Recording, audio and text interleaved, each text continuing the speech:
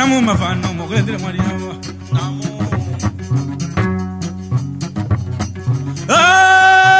kuna nyanga ema bemanga namu solo na furondo ba miulela namu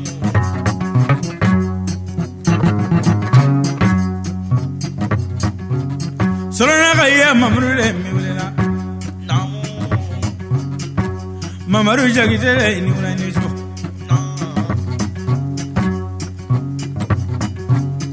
Musa deni mawanyamo ni ulani so diakele barora di ya jampiora de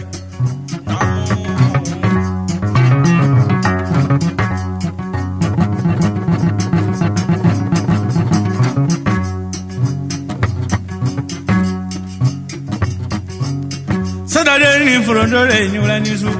namo Awa furuja furondo de ni ulani so Mamaru jagitele miwela namo abariga bunya duna ibariga nya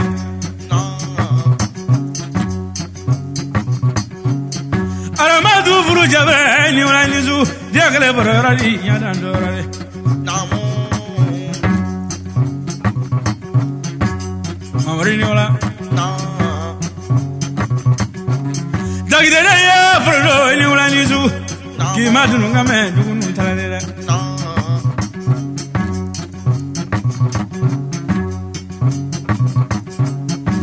Fraba modene miulela ya fanya watere Meri uledi modene miulela Arinaja modene miulela Kanisra bari modene miulela ya nanya ini srovaro Solo ya frono ni ulanizu Nundumani fini solona Sabura mazine ne duguna ni wajamano namo ne kaya furondo bla maulela mamaru jagitele ni unani su namo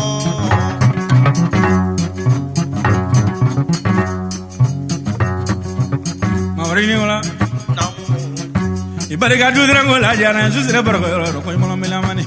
Amangana mani ngana tekleni ngana jamani yala ko jugalu ngore ali zunguru fenani juguru min utekleni kamene ni kuma utekleni na namu maureni wala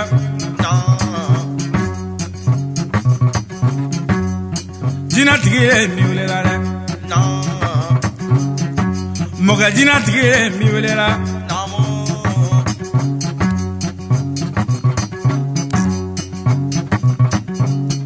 Aramada kuragale miulela Daura bali magai nisu bani awatirela namu Navana bali magai ni ula nisu adia kale barogara dia nandore Mamaru jagde namu Ibariga bunyadu na ibariga nyela Urogia bali magai nisu Mamaru jagde Kuma wala favre ni wala nizu diakale barogara yanandora dira namo Sada fakere ni wala nizu asabu lo vale ni wala ya fanya wadirira namo Kajwa tumani ni kasinole Mamaru Iya kuru la jina minengana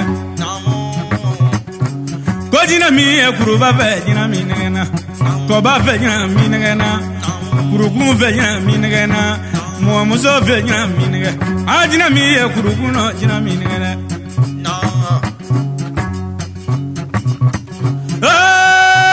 Kuna nyanga ima fe manga Mamaru jagitele ni unani sura Ibariga buyadu na ndiaranya ya fadi hawa tirida Bana mana samuni yaklenye abegli jiwa dojo na be manga fariya matire ka faraba njak de golfina namo nundmani lunela nundana namo ka tuba ole namo kanyina male kuna ngule tisuna wa kudo ga ko jamangela mamaro ibari ga jigi yala diaranya dina tigire ni ngula ni sura mamaro fantanu jigile mungalila ngodali jigile mungalila bagundanu jigile mungalila fanafala jigile mungalila imilila mungola mirima diamba dinya burudi namo solo ya frono ni ulanizu ki madununga ndalale namo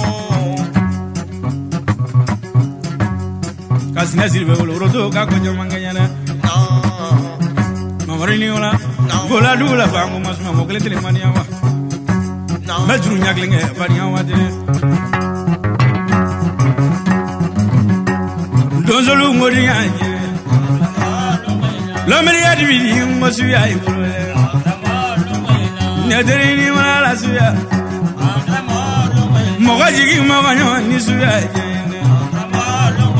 mamurini wala la suya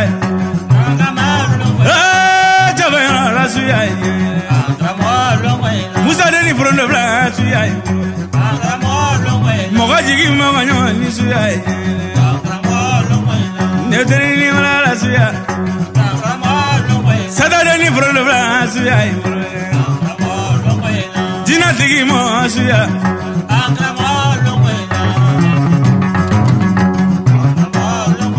nederi ni wala la suya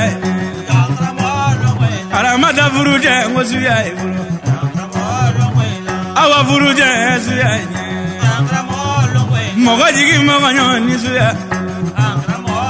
ngwani vamna da dongli la mangoji na bole movie ni wala la suya bema kulu bali suya momeli ni wala la suya shobere de yamo jina ibulu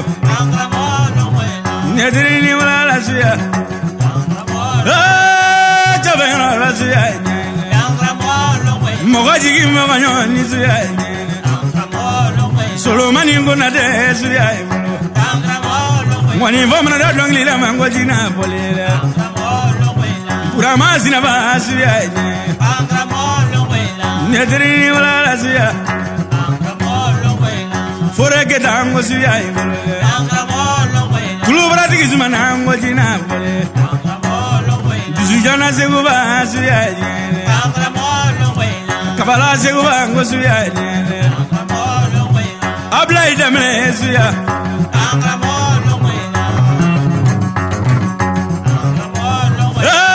Jabena suya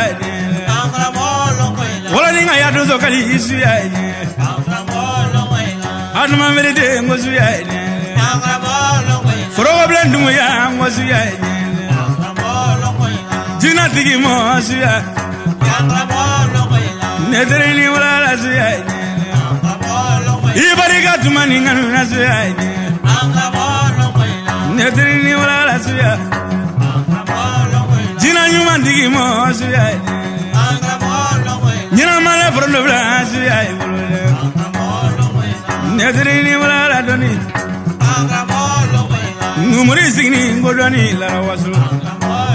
Baroga ya sanuri suya la la Chama wani wala la suya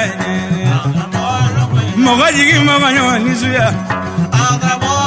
Wala de ni wala babre ni suya Ngoye ni wala la suya Tangini je fama ngo suya